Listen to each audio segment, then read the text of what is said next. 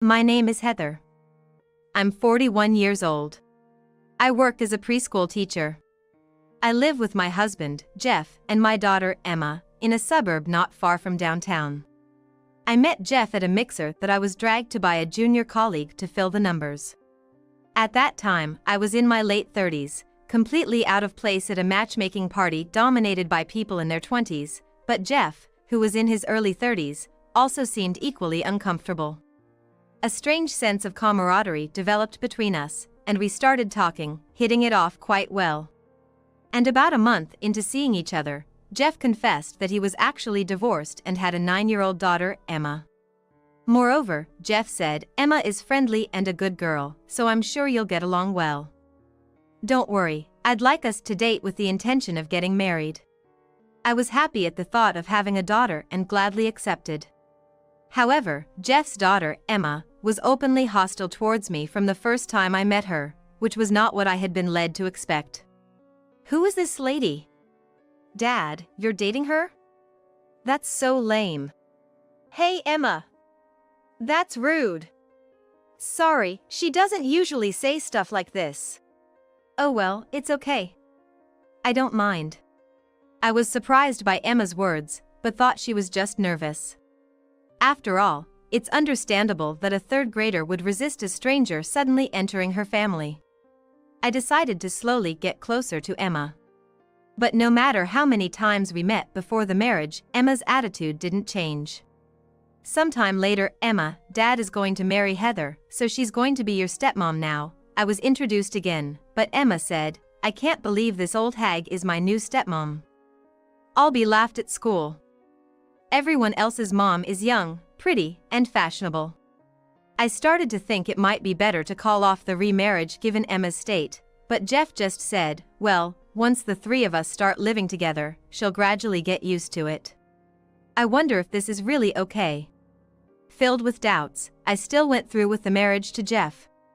3 years have passed since then, and Emma has become a 6th grader, but she still treats me coldly.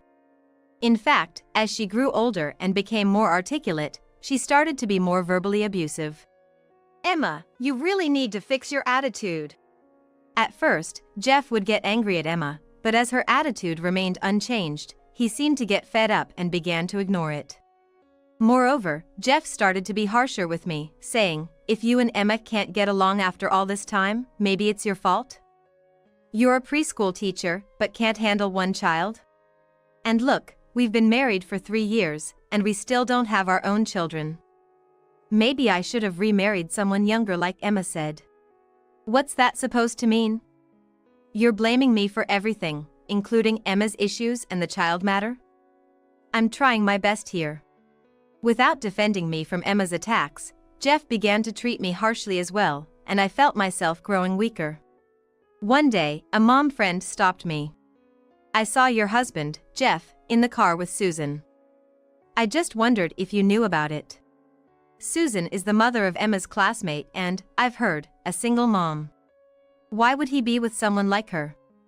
I was a bit suspicious, but I brushed it off to prevent any strange rumors. Susan mentioned she wanted to move soon, so I told her my husband works in real estate and could help. The mom friend seemed convinced and left, but my suspicions about Jeff remained. Something definitely feels off. It might be worth looking into. I decided to hire a private investigator to look into Jeff and Susan. 2 months later, Jeff and Emma went out, leaving me alone at home. Suddenly, I heard the front door being roughly opened and, frozen in shock, saw Jeff, Emma, and, surprisingly, Susan barging into the living room. Hey, a new mom is going to live here, so pack up all your stuff, clean up the house, and leave. What? Emma started spouting nonsense as soon as she walked in, leaving me bewildered. Hey Emma, you can't just spring this on her, she won't understand. Heather, sorry, but we're getting a divorce. Please leave this house. Yeah, there's no place for an old hag here anymore. Jeff and Emma were smirking at me, enjoying themselves. Meanwhile, Susan stood beside them, chin up, looking triumphant. Hello Heather, sorry for all this suddenness. But Emma is happy she's getting a younger, prettier mom. So, could you just quietly get the divorce? A happy family is the best, after all. You're just not fit for it. I had never really spoken to Susan, even at PTA meetings, but now she was blabbing proudly. Please pack your things and leave today. Look, I know this is shocking, but don't just stand there. Don't you have anything to say? I was speechless in front of the three of them barging in and saying whatever they wanted. However, as I had been wanting to divorce Jeff and Emma due to their unreasonable behavior, I saw this as a good opportunity and decided to go with it. All right. My response, like a child being given a chore, surprised them. Hey, are you really understanding this? You're getting a divorce and leaving this house? Yes, I understand. But just to confirm, I can pack up all my stuff, right? That's what we're saying. Forgot already, old lady? If Emma had been my real child, I would have scolded her harshly, but after all, she was nothing more than a stranger to me. I ignored the noise. Well, we're going to a spa resort for the night, so make sure you deal with your stuff and leave before we get back. See you. And with that, they left, laughing as if they had resolved some annoying issue. I found it odd that Susan, who also had a child in Emma's class, would leave her own kid behind, but I didn't have time to ponder. All right, not much time until tomorrow, gotta get moving. Left alone in the living room, I hurried to start packing. I wonder if they realize what they said about packing all my stuff. Actually, all the furniture and appliances in the house were bought by me. These were items I had purchased in preparation for our marriage, paid for in full. Because I had substantial savings from being single until I was 38. However, Jeff's payments for his half had become increasingly lax and eventually forgotten. Thus, I decided these were my personal belongings and had no hesitation in calling a junk removal service to take them away. TV, washing machine, fridge, and even the dresser, I emptied everything and disposed of them. Ah, what a different kind of exhaustion from playing with the kids all day. After completing this heavy work in one day, I decided to treat myself by staying at a luxury hotel near the station for a while. The next afternoon, relaxing in the hotel room, I received a call from Jeff. Hello? Answering the phone reluctantly, Jeff was almost shouting. Hey! The house is practically empty. And you just left the fridge empty and standing there. What were you thinking? What was I thinking? Well, all that stuff was bought by me. Forgot? You ended up not paying a dime. Oh, yeah, that was the case, but this is too much. Is bringing home a mistress and demanding a divorce any less excessive? Ugh, damn it. I wanted to hand him the divorce papers as soon as possible. When should I bring over the divorce papers? I was about to say, but Jeff, as if remembering something urgently, suddenly asked in a hurry. Wait, what about that? What? What do you mean by what? The dresser. The one with all the drawers. Where did you put that? I put it with the rest of the stuff, for the junk removal people to take away. Are you kidding me? I instinctively pulled the phone away from my ear. Jeff was yelling so loudly. Why are you so mad? I bought that dresser. Did you like it that much? He was so fixated on the dresser that I asked why he was so desperate. I had savings hidden in there. I was shocked by his answer, reminiscent of something from a bygone era. In the back of a drawer, there was money in an envelope. How did you not notice? Well, it was hidden, so it's not like I could have known. Sorry. I didn't think I was at fault, but I apologized anyway. That only made Jeff angrier. Which collection service did you use? Tell me. After I told him the company's name, Jeff hung up immediately. Probably he rushed to recover the money. Ah, I forgot to bring up the divorce papers. I realized after he hung up, but figured he'd contact me soon enough, so I waited. As expected, Jeff called me the next day. Come to the house right now.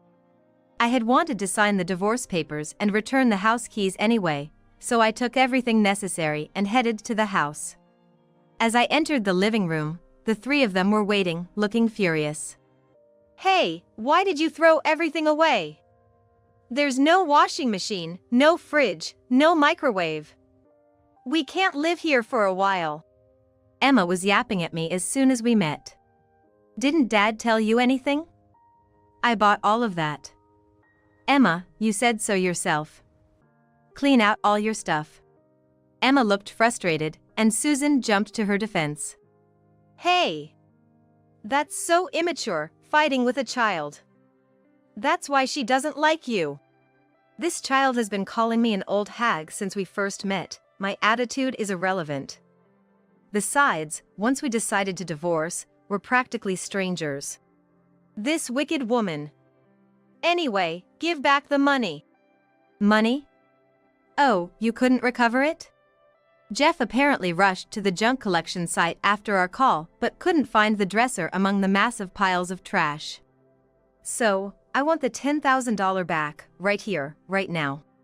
Losing $10,000 did sting, but I refused Jeff's demand. "No." "What do you mean no? You threw away my money. You have to pay me back." "It's not just no, it's more like I don't need to pay you back." "How can you think like that?" Jeff looked puzzled at my confident reply. I pulled out a document from my bag and thrust it at him. "I'm demanding alimony from you for the adultery and the verbal abuse that caused me mental distress."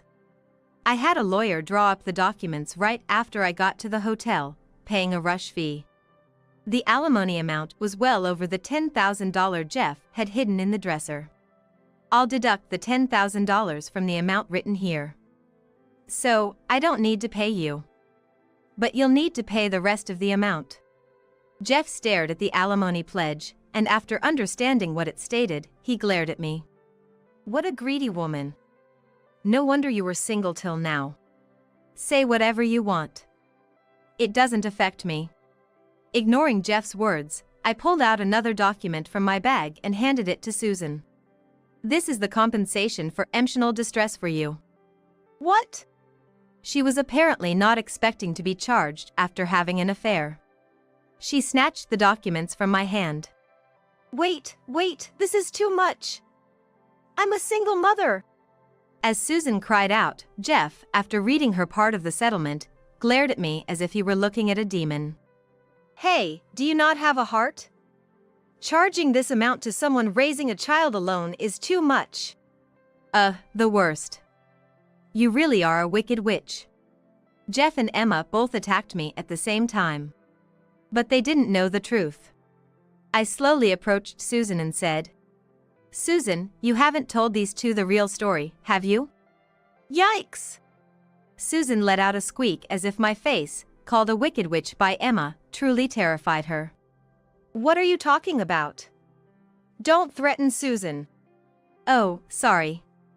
But I thought it was known. Susan hasn't divorced her husband yet." "What? Wait a minute." Next to a panicking Susan, Jeff and Emma froze. "That's a lie, right? You said you were already divorced." "Ah, well, that's... You're technically just separated. Isn't your child with your husband right now?" "Why do you know that?" "Is it true?" Yes, it's true." Unable to lie any longer, Susan quickly admitted. "That's why that kid hasn't been coming to school lately." Emma muttered, seeming to understand. "So what? We're about to get divorced anyway, just need to sign the papers." "There's no problem." Yeah, that's right. You're just trying to stress us out, it's pitiful." I couldn't bear to look at the two so sure of their victory and shook my head. "Unfortunately, there's a big problem. I've informed Susan's husband about your affair. Your wife is having an affair with my husband, so I demand compensation," I told him. "What?" Susan's husband was furious, of course, at both of you. He said he's going to demand compensation from you too. "What? You've caused so much trouble. Compensation for me too." Their expressions were a mix of anger and panic. "So, I've handed over the evidence of the affair to your husband as well. Jeff and Susan turned pale.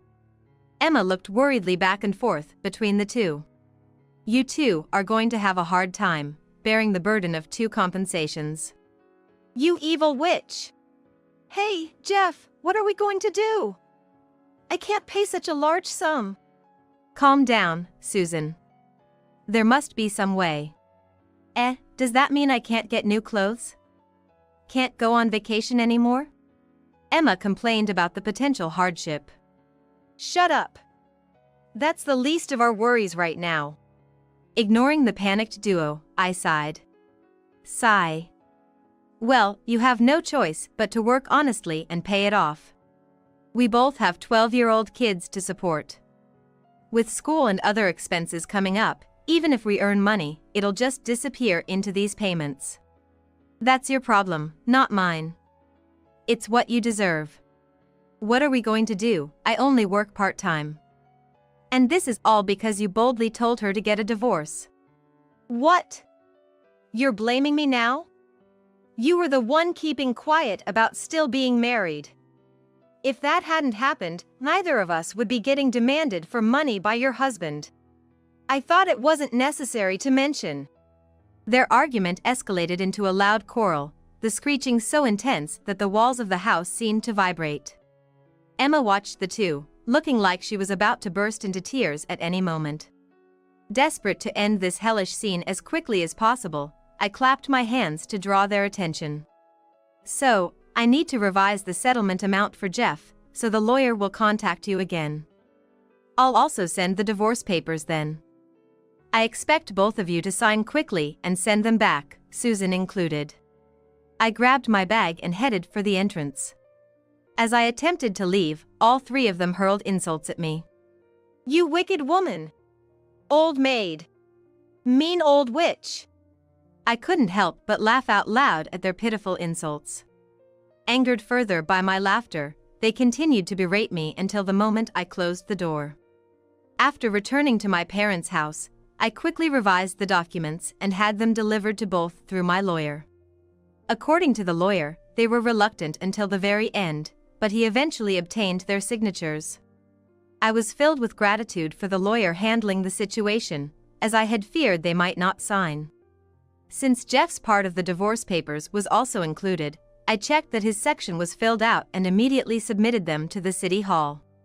Thus, Jeff and I officially ended our marriage of about 3 years. Relaxing at my parents' home for the first time in a while, I noticed my phone vibrating on the desk. The call was from Jeff. It was several weeks after the divorce. What could he possibly want? With a puzzled expression, I answered the phone. Hello, what do you want? It's been a long time. Have you been well? I shivered at his uncharacteristically considerate words. I rubbed my right arm with my free hand. Thanks to you. I've been feeling much better since the divorce, both physically and mentally. Is that so? Jeff seemed too deflated to retort against my sarcasm, his voice lacking strength. There were a few seconds of silence. Jeff was the one to break it. The reason I called today is because I have a favor to ask of you. A favor? Yeah, I'm getting impatient with his hesitation. Could you hurry up? I really didn't want to pick up your call. If you have something to say, go through the lawyer, remember? Sorry. The favor is, could you reduce the alimony you're demanding from Susan and me? I was stunned by his audacious request and pressed my temples with my hand. Wait, you thought I would just agree to that? It can't be helped. It's hard to talk to Susan's ex-husband about this. So he wanted to say it was unavoidable. How selfish of Jeff. Susan thought finally the three of us could live together after getting divorced from her husband. Wait a minute, what about the three of you? What happened to Susan's child? Oh, the kid went to live with her ex-husband. As if Emma had taken over a classmate's family. I felt dizzy at their selfishness, not considering the children's feelings at all. Jeff continued as if it didn't matter. I got fired from my job because somehow it got out I was using the company car to go out with Susan. That's wrongful termination, don't you think?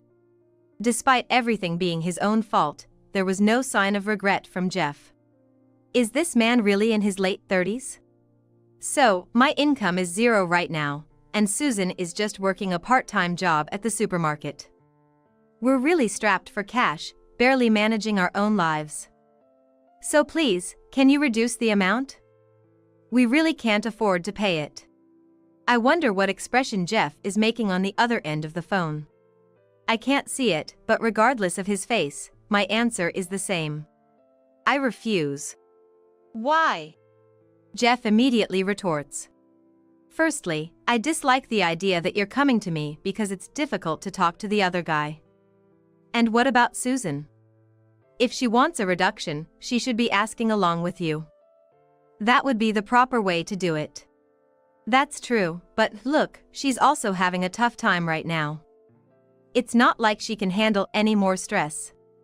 Not her problem? Oh, I see. With that attitude, I definitely won't reduce anything.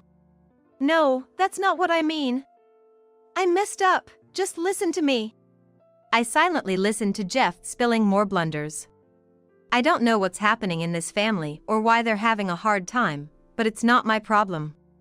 Displeased with Jeff's attitude, I decided to let him in on a little secret. By the way, I was the one who reported your affair to your company. What? He paused after letting out that bewildered sound. Hello? Can you hear me? That explains it. What? He muttered quietly. That explains why suddenly my boss started checking the car's dashcam. You were the one who told them. Yes, that was me. A kind mom friend told me she saw you and Susan together in the car. So, I thought it was strange and hired a detective agency to investigate, and oh, did they find evidence of your affair? Photos of you taking Susan out in the company car during work hours, pretending to be attending to clients. Damn it. From the phone came the sound of fabric rubbing in a rhythmic pattern. Is he fidgeting? I took those photos, clearly time-stamped, to your workplace after our divorce and handed them to your boss. It was terrible because of you. I was told by higher-ups that I broke company rules and that my actions were malicious, which resulted in me getting fired. Plus, I was ostracized by everyone until I left. What a disaster. He doesn't seem to realize at all that he brought this upon himself. He seems determined to blame everything on me. It's your fault I got fired. I'm fed up with Jeff repeating the same excuses, and I respond more forcefully. The real problem is that you were the one skipping work and having an affair. Even elementary school kids, if asked who's in the wrong between us, would say it's you. Still, telling the company was a low blow. Is he trying to say that wasn't fair? But the moment I was kicked out of our home because of his affair, any notion of fair play was thrown out the window. He is still mumbling something, but then he suddenly goes silent. Could it be? He seems to have realized something. Did you, by any chance, spread the word among Emma's class parents that Susan and I were having an affair? I'm taken aback by the accusation of spreading rumors. I clarify with correction. No, that's not right. I only briefly explained the situation to that mom friend who tipped me off about your and Susan's affair, as a thank you for informing me. But that's exactly what I'm saying. You did spread it around. Well, now that I'm no longer Emma's mother, I have absolutely no dealings with that mom friend or anyone else from the school. I never thought about the aftermath of what I said. Because of that, Emma is being looked at with disdain in her class, seen as a thief who drove out Susan's child and took her mother. And Susan, she gets whispered about at every parent meeting. Don't you care at all? No, not really. My response must have sounded exceptionally cold-hearted to him. But honestly, I felt no pity for a child who had been verbally abusive to me from the start and the woman who took my husband, no matter what hardships they faced. You're a heartless monster. Like a character out of a comic book, he said in a heavy tone. If anyone's the monster, it's you, lacking any moral compass. Shut up. Just reduce the alimony. Jeff's demanding attitude hardly seemed like one asking for a favor, leaving me astounded, and finally, I retorted, "No." If you're any kind of parent, show your child how to work decently and pay for your mistakes. Fooling around. I hung up the phone while he was still shouting. He called back immediately, but I didn't answer, instead sending a text message, "I will not interact with you except through a lawyer. Do not call me again." After enduring days of being oppressed by Jeff and Emma during our marriage, ending this final battle left me feeling refreshed. I put the phone back on the desk and went to the kitchen to make some tea. After failing to get the alimony reduced, Jeff scrambled to find a job. Susan also tried to negotiate with her ex-husband for a reduction, but that failed too. Then Jeff, luckily, got employed by another real estate firm in the same industry, but the word got out quickly about his affair during business hours, making his new workplace uncomfortable. I wonder how long he'll last there. Surprisingly, Jeff seems to be sticking it out for now. Probably because resigning would mean no income and an inability to pay the alimony. Both burdened with their own and each other's alimony payments, and with children to care for, their family finances must be a disaster, but I was slightly impressed by his tenacity. As for Susan, she had to leave her part-time job at the local supermarket after rumors of the affair spread, thanks to the formidable network of mom friends. It seems the mom friends network is quite terrifying. Susan will likely struggle to find work locally again.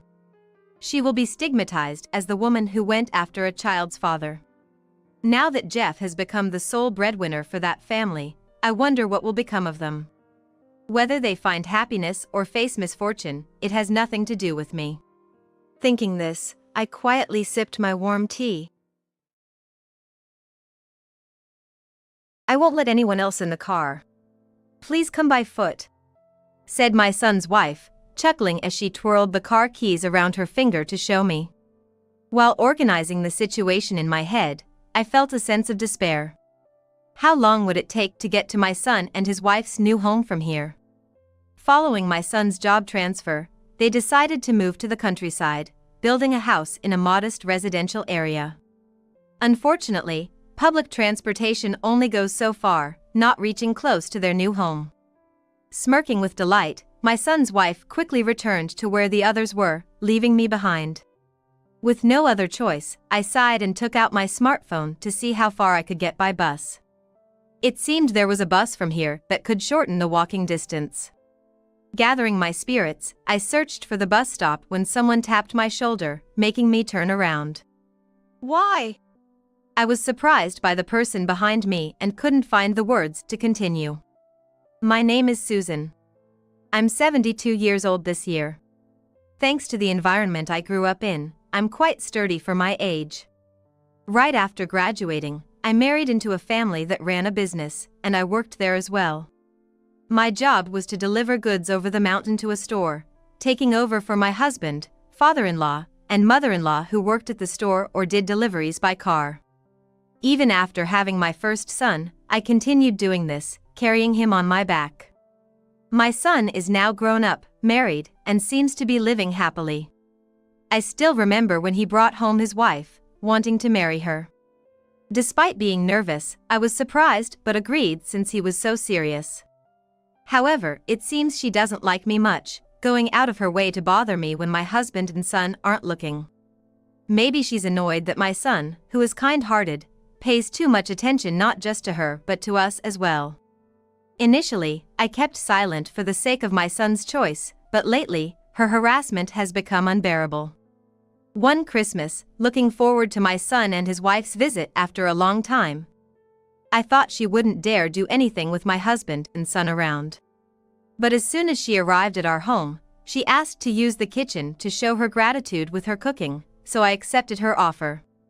I was quite worried about her, then suddenly she caused a disaster with an exploding microwave. Upon hearing the sound, everyone rushed to the kitchen and we saw milk and ketchup all over the floor. The kitchen was a complete mess. Sitting on the floor, crying about wanting to help, she was consoled by my son and husband, who could only laugh it off. As my son tried to take her to the shower, she looked back at me and smirked. My husband, busy cleaning up, didn't see her malicious face.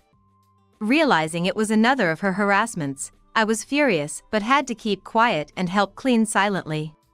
Months later, with my son's transfer looming, they decided to build a house, planning ahead. Originally working at the headquarters in New York, my son was assigned to a branch, prompting the move.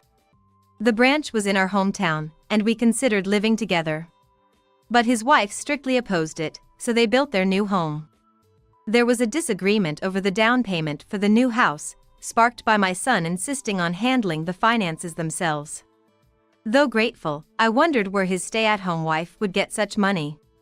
The next day, she called, asking for money for the new house, claiming I had plenty because I was frugal.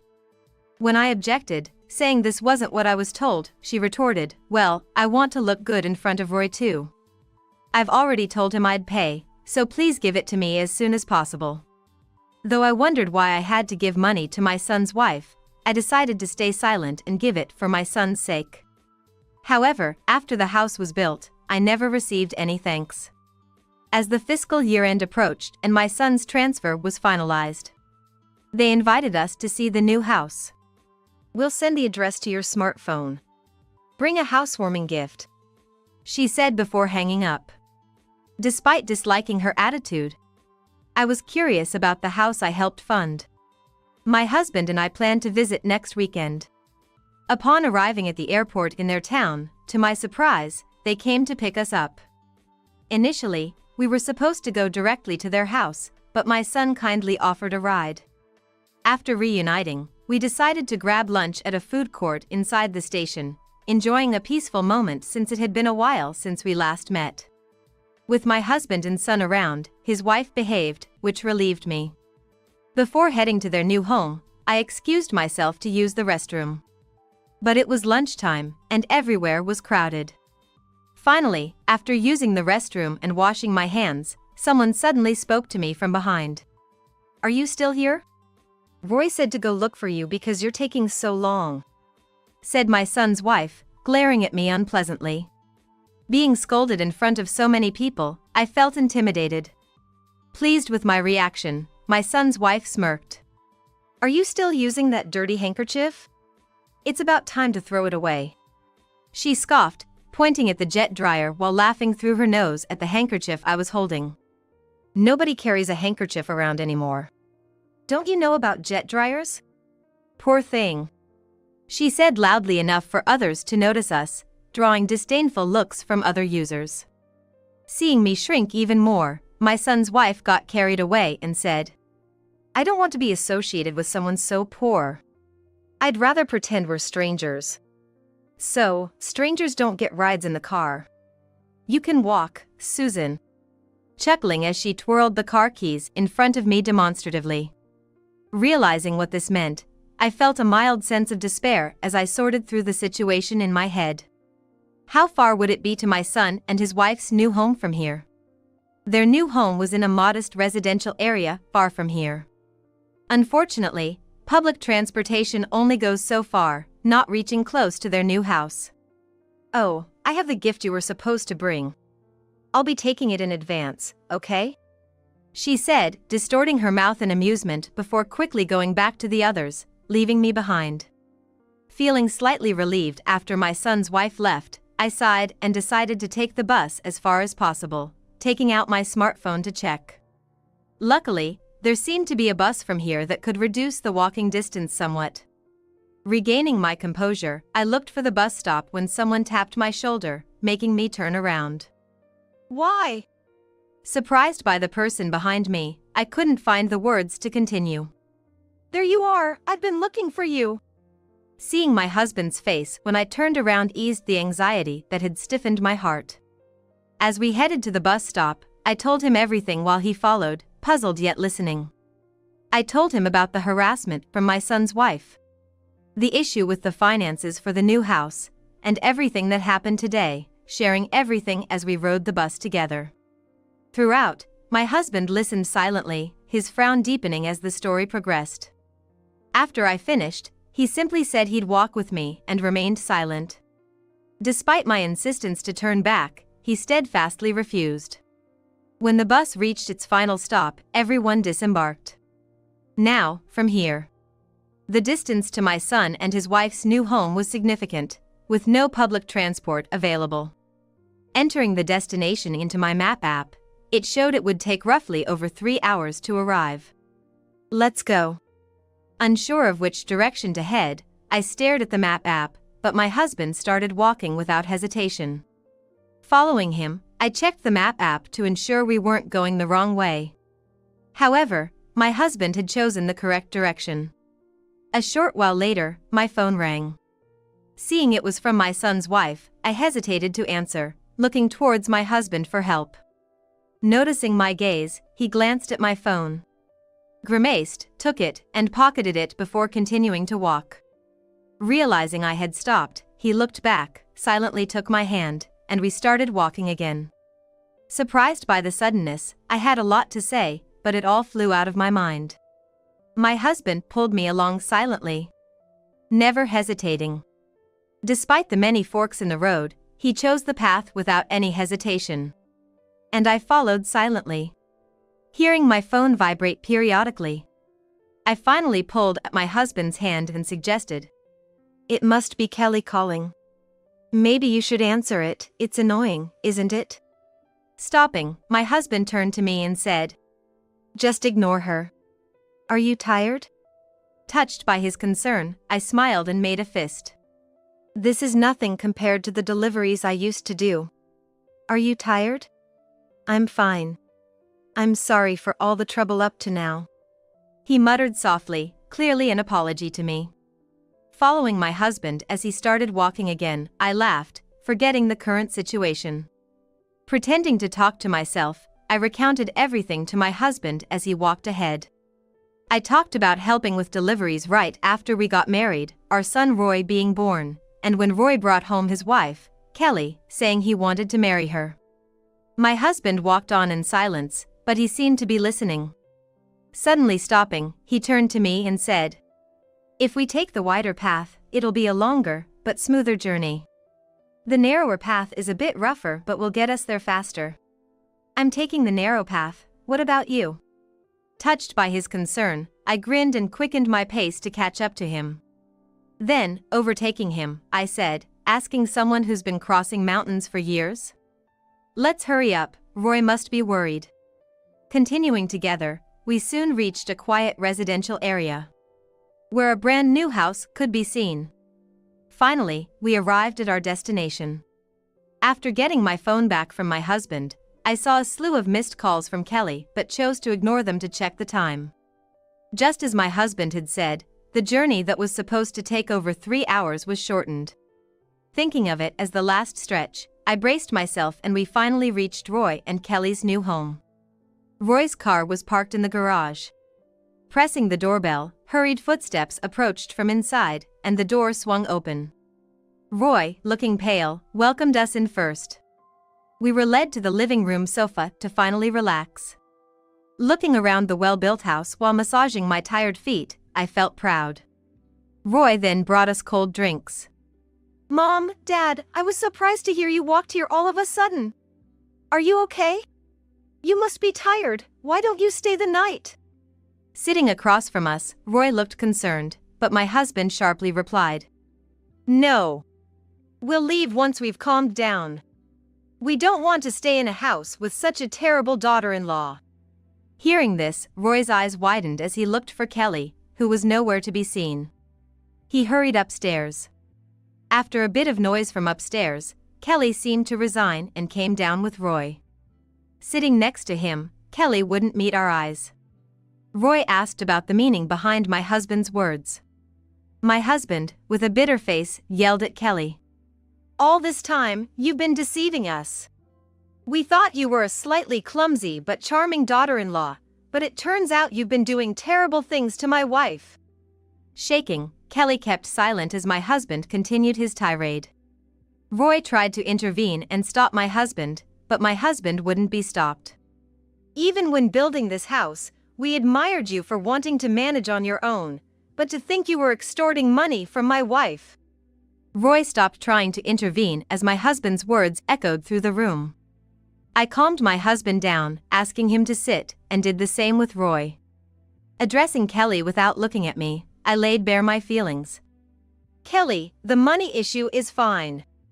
I wanted to help you build this house. But your entitled attitude was unacceptable.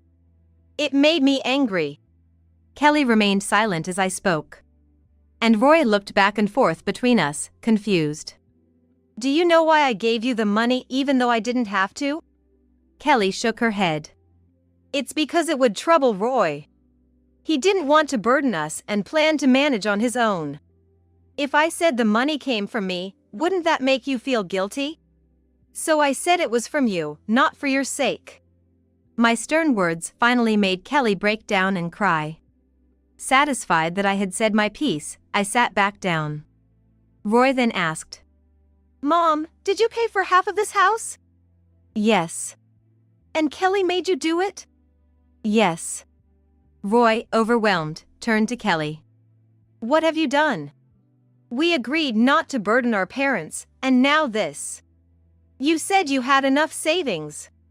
My husband added. This terrible daughter-in-law has been harassing my wife in secret. The mess in the kitchen during Christmas and making us walk today was all on purpose. Kelly. Roy stood up, angrily denouncing Kelly. I'm sorry. I was just jealous because you were always looking after your mom and dad, and I felt left out. Kelly started begging for forgiveness. But my husband was unforgiving. Why target my wife then? I get attention from Roy too, so why am I left out? That's because... Probably because of my husband's stern look, despite his age. Kelly might have thought better than to argue back. My husband pressed on. What about the finances for this house? Why did you only tell my wife and not both of us? Even if you found it hard to tell me, don't you think it's rude to call someone trying to lend you money poor? Hearing this, Roy looked up sharply at Kelly. Kelly, biting her lip in silence, received a trembling confirmation from Roy. Kelly, you made my mom give you money and even said that? With no other option, Kelly nodded tearfully. While Roy collapsed on the sofa, overwhelmed by guilt for not knowing. Kelly, scorned by Roy and yelled at by my husband, kept apologizing. When my husband demanded the money back, Kelly shook her head. I don't have any savings, please forgive me. Then, she pulled a box from under the TV stand, showing us a bank book with barely a few dollars left. Seeing this, my husband urged Roy towards divorce. Exactly. After all the care my mom gave you, to call her a stranger. I'd rather be strangers with such a person. Kelly clung to Roy, wailing for him not to divorce her. After that, no one could handle Kelly, and Roy drove us to the station. Roy then went straight to the city hall to file for divorce. When discussing the divorce, Kelly's parents, who were decent people, called to apologize sincerely on her behalf and even provided compensation through Roy. It's baffling how such honorable parents ended up with a daughter like that. Kelly, of course, was kicked out of the new house and is now at her parents' house. Despite her pleas, Roy did not budge, and they are still discussing divorce.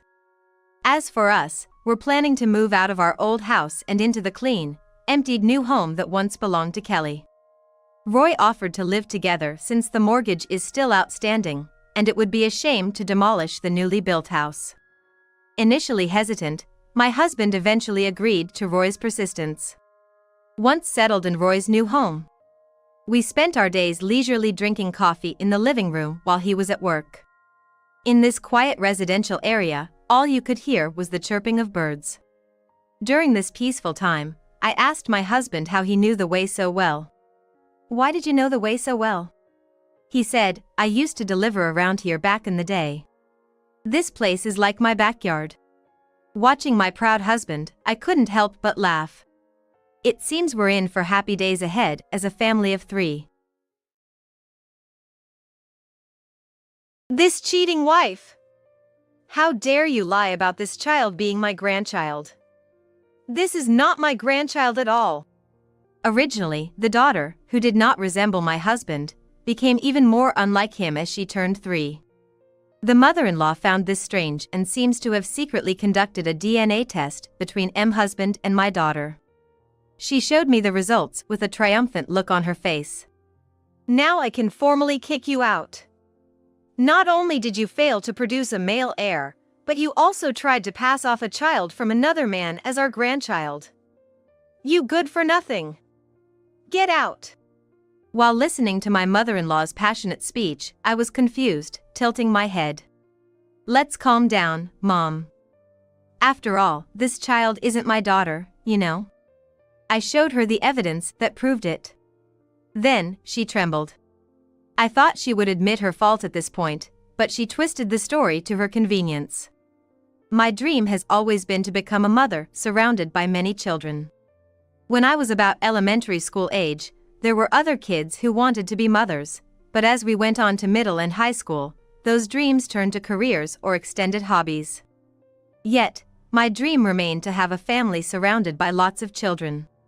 You like kids so much, why not become a kindergarten teacher, a college friend once suggested. Nowadays, it seems like women are the only ones drawing the short straw by getting married, having children, and entering into domestic life. Going through college, job hunting to get a good job, and building a career, but it all seems wasted if you get married and pregnant. While accepting the opinions of those around me, my desire to have and raise children was stronger than my desire for a career. By my junior year of college, I was desperately job hunting and graduated with a job offer from a decent company. Once employed, I realized how naive I had been during my student days, facing the harsh realities of the working world every day. 3 years into my job, a personnel change took me to a different branch where I met my husband. He was like a mentor to me, spending a lot of time working together. From there, our relationship gradually became more personal. The common ground was our love for children. My husband was considered handsome by general standards, attracting the attention of young female employees at the branch. However, no one made a move because they all assumed a guy that handsome must have a girlfriend. That misconception prevented anyone from approaching him. Eventually, it became known that we were dating, and quite a few female employees lamented, if only I had known he was available, I would have made a move. After a relationship of about 2 years, we began to think about marriage. I'm also in my late 20s, wanting at least 3 kids. Therefore, I thought marriage was now or never, and things moved swiftly from there. My husband and I wanted children and underwent tests for hereditary diseases. In fact, I have a much younger brother who inherited our father's allergies. It's just a predisposition to allergies, so he ended up with different ones from our dad, and had a hard time as a child. I was tested for allergies too, but, despite having the same father, I didn't inherit them. Having seen my brother struggle, I didn't want our children to go through the same. However, the results were unexpected. Neither my husband nor I had hereditary allergies, but it turned out my husband was infertile. Being perfectly healthy and capable of having children myself, I was honestly devastated when I found out I couldn't have children with my husband. It would have been easier to accept if the roles were reversed. My husband felt guilty, saying I should leave him as he couldn't fulfill my dream of having a family. But I'm not of the age to be chasing dreams. Dreams are dreams, reality is reality. I chose a life with my husband over a family with children. He's the only one for me in this world, and I couldn't see a future with anyone else but him. So, we got married, set up a new home, and started our new life together. My father-in-law was kind and was happy to finally have a daughter as he had always wanted one. However, my mother-in-law was not so welcoming. I was prepared for some conflict with her, but I realized I had underestimated the situation. She would come to our new home when my husband was away and start saying how she wanted to see her grandchildren.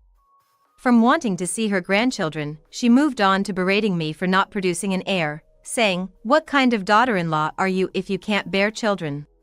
She would even nitpick on my housekeeping, finding fault where there was none, just because I was not pregnant. To top it off, she blamed my inadequacy as a wife on the ridiculous idea of women advancing in society, and even told me to write my resignation. The stress turned into fear of my mother-in-law. My heart rate would soar, and I'd start hyperventilating. I opened up to my husband about everything, but I couldn't properly explain myself because just remembering what she said and did made me tremble. My husband didn't take it as seriously. It's okay to say that we should keep our distance or not come over when my husband is not around. However, when my husband found out that I was being asked to show my grandchild's face, he started saying he didn't want it known that he was infertile because it's annoying to have people come over to him too. I think it would all settle down if he just told them that. Generally, my husband is a very kind and good man. He might still feel a sense of guilt for not being able to give me the children he loves. Raised by such a mother-in-law, he might have been brought up with the belief that only by having a son can one properly carry on the family legacy. I've heard that his father's side of the family comes from a line of wealthy people.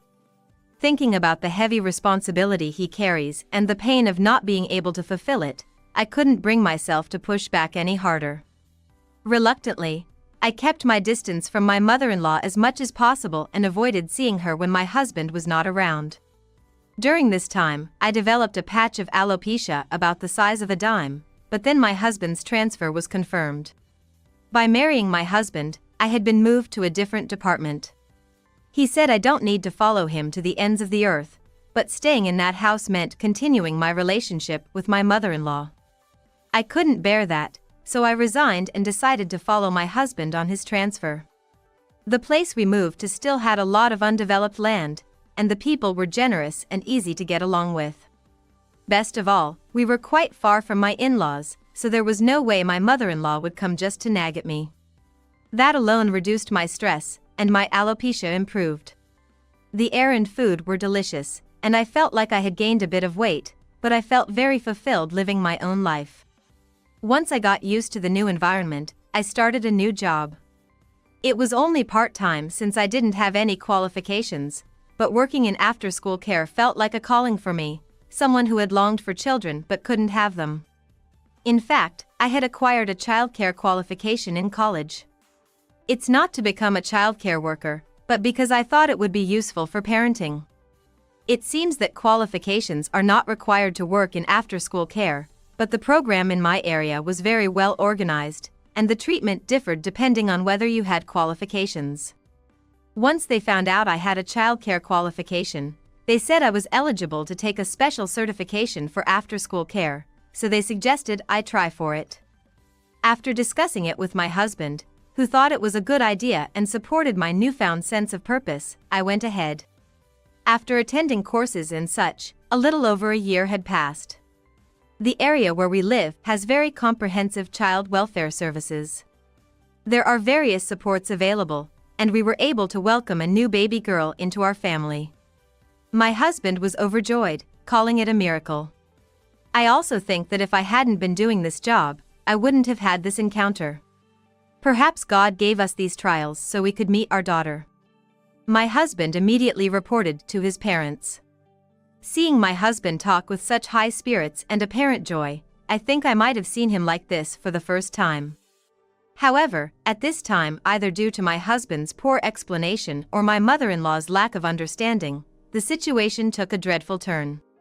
When our daughter turned 2 years old, my husband was transferred again, and we had to move back to the region where his parents lived. My husband got promoted and returned to the branch he was previously at. My in-laws were eager to see our daughter, and we started visiting them more frequently. With my husband's promotion, he had more subordinates and wasn't away from home as much, so there was always someone at the in-laws' house, and I thought my mother-in-law's bullying wouldn't be an issue. The long-awaited granddaughter was cherished greatly by my mother-in-law. However, her happiness did not last long. When are we getting a male heir? Don't act all high and mighty just because you've given birth to one grandchild. I don't remember doing anything to upset my mother-in-law. But it seems I'm still an unwelcome presence to her. What's with keeping the pregnancy a secret and only announcing the birth? Was there something shameful? Normally, you'd announce a pregnancy first, right? She berated me as an unreasonable daughter-in-law. This was supposed to have been explained by my husband. I took it that she knew yet chose to say it on purpose. Gradually, my mother-in-law's complaints extended to my daughter. They say a daughter takes after her father, but my granddaughter doesn't resemble my son at all. It's natural they don't look alike, but she started saying it on purpose. Not only did she tell me this, but when my daughter tried to approach her with grandma, she would say, "Don't come over here with your dirty hands," pushing her away as if she were something filthy. Even during meals at the in-laws, if my daughter didn't eat neatly and spilled her food, she was scolded for not having good manners and had the back of her hand slapped repeatedly. "I'm sorry, I'll make sure to discipline her properly later, please forgive her." When I defended my daughter, my mother-in-law would hit my head several times, saying that's why she's spoiled. By the way, if my father-in-law or husband were there, she wouldn't dare to behave so horribly towards me or my daughter. My daughter started saying, "Grandma," scary, and grew distant from my mother-in-law. Then, she started calling my daughter a charmless grandchild. My father-in-law, as always, was very fond of her, and my daughter grew very attached to him. Every time we visited the in-laws, my mother-in-law would nag about whether there were signs of pregnancy yet, urging me to quickly produce a male heir. As I didn't get pregnant, she started suggesting potential brides to my husband. "How about this girl? She looks like she could have easy births and many children. This type seems more likely to have boys." My husband was called to his parents' house alone, and every time he came back, he would say that's what his mother had suggested. At first, it seemed like some kind of joke, and I thought I was just ignoring it. But after being told the same thing over and over, my husband came to me wondering, could there be a misunderstanding? Taking that into consideration, I confess that since we've been back, my mother-in-law has been annoyingly insistent about me having a boy. Moreover, she has been very cold because our daughter doesn't look like her father, and what she calls discipline is more like corporal punishment. I also told him that our daughter is scared of her grandmother. After all, my mother-in-law's attitude hasn't changed since we got married. In fact, I feel like it's gotten worse. Her treatment of my daughter, especially, is so blatant that it's chilling to think what she might have done when I'm not around. My husband seems to have realized just how painful it was to be constantly nagged by his mother to have a son. He apologized for saying we should just keep our distance, admitting he was wrong and asking for my forgiveness, though belatedly. There are pains you can't understand until you experience them. I told him it's okay. And we discussed what we should do next. As a result, my daughter and I decided to avoid going to my in-laws as much as possible and not to meet my mother-in-law face to face. Instead, my husband continued to make appearances at his parents' house whenever called by my mother-in-law. While it's an unbearable humiliation, he initially didn't think of divorcing me and mentioned waiting for the right moment to clarify things. But every time, he came back saying there wasn't a good time today. I knew he had no intention of divorcing and remarrying, and I thought it was better for him to handle my mother-in-law than for me to take action. So, I wasn't worried about him visiting his parents every time he was called, but unexpectedly, things turned in my mother-in-law's favor. Until now, the candidates for remarriage she introduced were only shown to him in photos. But this time, she went so far as to introduce a woman directly to him. Unintentionally, the woman fell in love with him at first sight. He is still handsome, and even if he doesn't like someone, he maintains basic politeness. What was just social politeness for him seemed to be taken seriously by her. I don't think he would say something he doesn't mean, but there's a chance my mother-in-law twisted his words to the woman. With her plan working perfectly, my mother-in-law's actions intensified. This happened when my daughter turned 3. Originally, my father-in-law had contacted us wanting to celebrate my daughter's birthday. But since my husband and I were not keen on having it at my in-laws, we asked to wait a bit longer so we could organize it on another day. My husband prepared for the granddaughter's birthday party. "You're off today, right? Come over with her." Impatient, perhaps he planned it as a surprise. Reluctant as we were to face my mother-in-law, it seemed unfair to refuse, so we took my daughter to my in-laws. However, when we arrived at my in-laws, my father-in-law was not there. At the house, for some reason, was my mother-in-law along with the woman she had suggested as a potential wife for my husband. I had a DNA test done on my son and granddaughter. They just didn't resemble each other much. I didn't want to doubt, but seeing the results, I thought it was clear. You've been cheating, haven't you? Passing off a child from another man as our son's. That's enough evidence to demand a divorce, isn't it? Then, my mother-in-law started urging my husband, you were being deceived, and that such a frivolous woman was not suitable to be your wife. The woman she had suggested as a bride was chiming in with my mother-in-law, clapping her hands and chanting for divorce. I was honestly astounded. Taking advantage of my silence, my mother-in-law and the candidate kept saying whatever they wanted. It was nothing but noise to me. It wasn't that I couldn't argue back, I was just too appalled to even bother. Gathering my wits, I took out a piece of paper and showed it to my mother-in-law. Sorry to burst your bubble, but it makes perfect sense that my daughter doesn't look like my husband. Moreover, she's not even my biological child. What? What I showed to my mother-in-law was a copy of the document proving that we had welcomed our daughter through a special adoption process. It was evidence of the adoption being finalized, and since she wouldn't understand if explained verbally, my husband and I had decided it was quicker to show her the proof, carrying a copy in case a situation like this ever arose. By the way, our daughter doesn't yet know this fact. She might have some suspicions, but we have no intention of hiding it from her.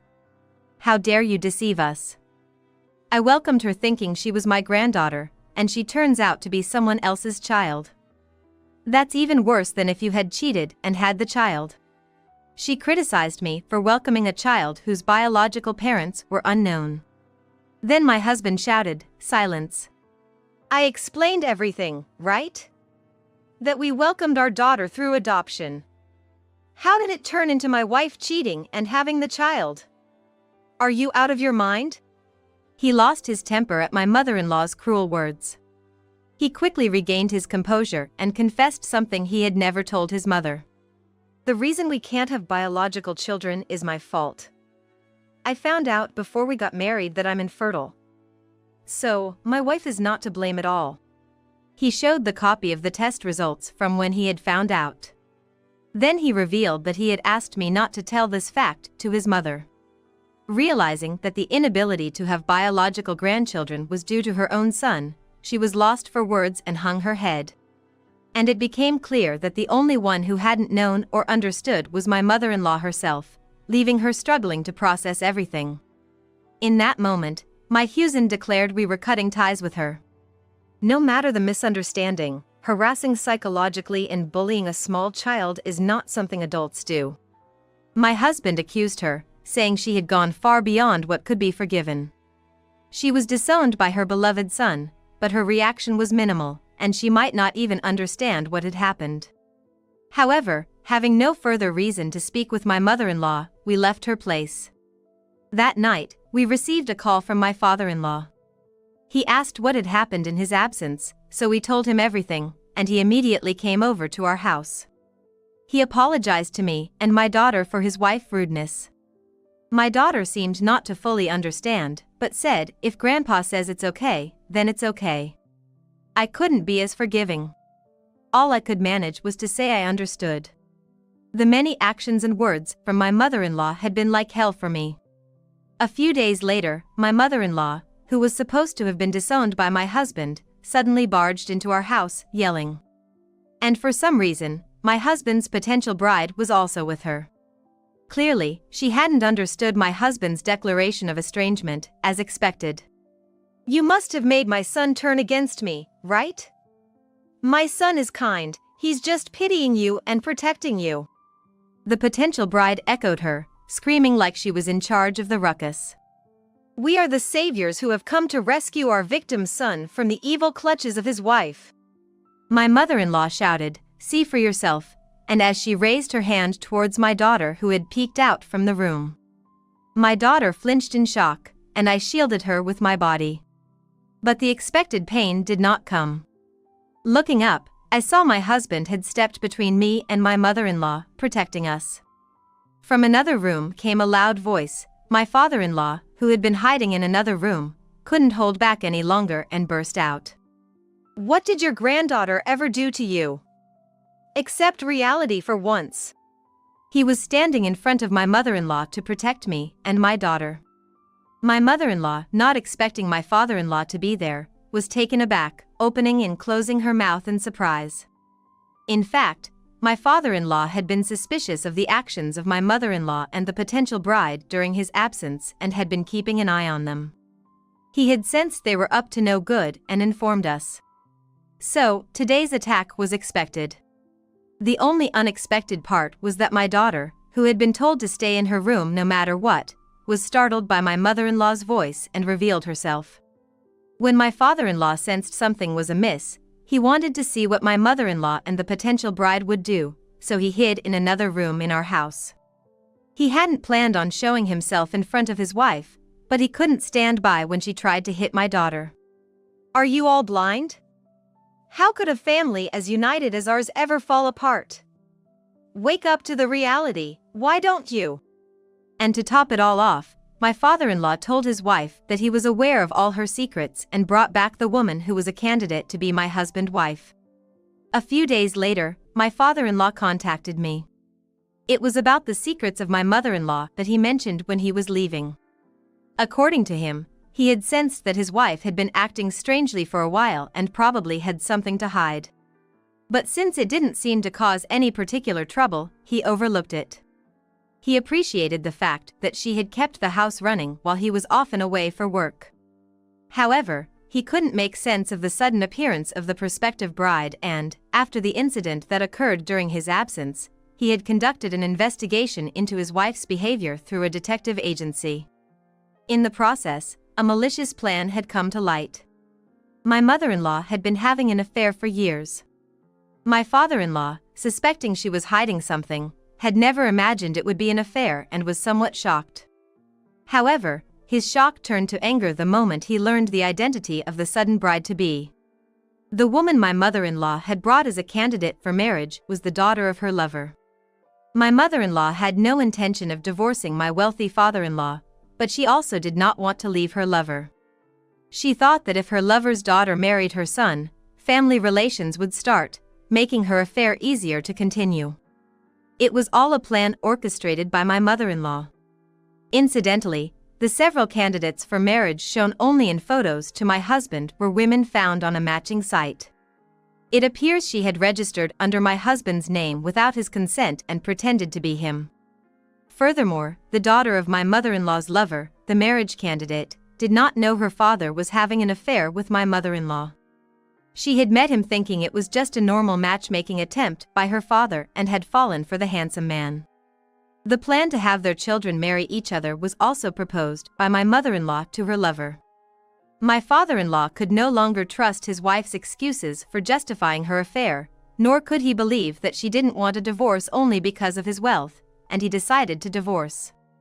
He also mentioned that having such an adult around was not good for my daughter's education.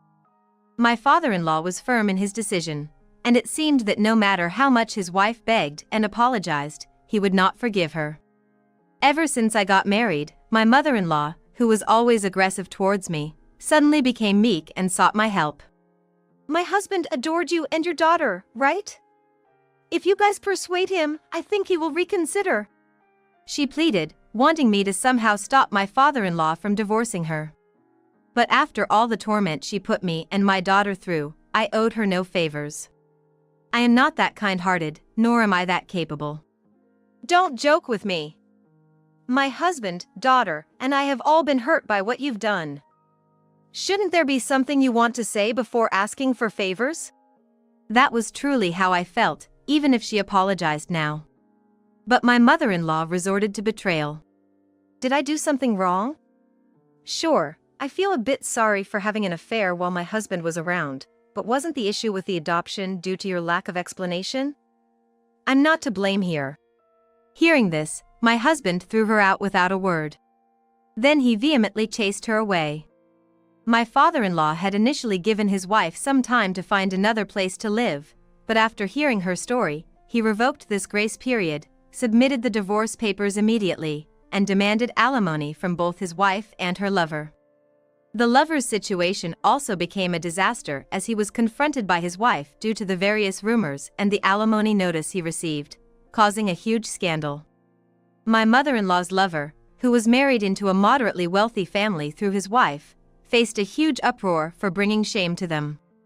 Afterwards, he was demanded a significant amount in alimony and ended up being divorced. As for the prospective bride my mother-in-law had arranged, she continued to push forward with her plans to marry my husband, unaffected by her parents' predicaments. That led us to obtain a restraining order against her after she approached our daughter at the park. My mother-in-law, ousted from the family home upon the divorce, began working to pay off the alimony. The alimony owed to her husband was covered by the division of their assets. But the amount demanded by her lover's wife was far beyond what she could afford from the divorce settlement. She began living alone for the first time in her life, in an old apartment with thin walls where she could hear everything from the neighbors. At work, she's constantly making mistakes and getting scolded. She's turned into the kind of person she used to mock me, calling her useless and slow. For the first time in her life, over half a century, she started living a life filled with misery. Our family has grown even closer through this. My daughter is now always laughing and showing interest in various things.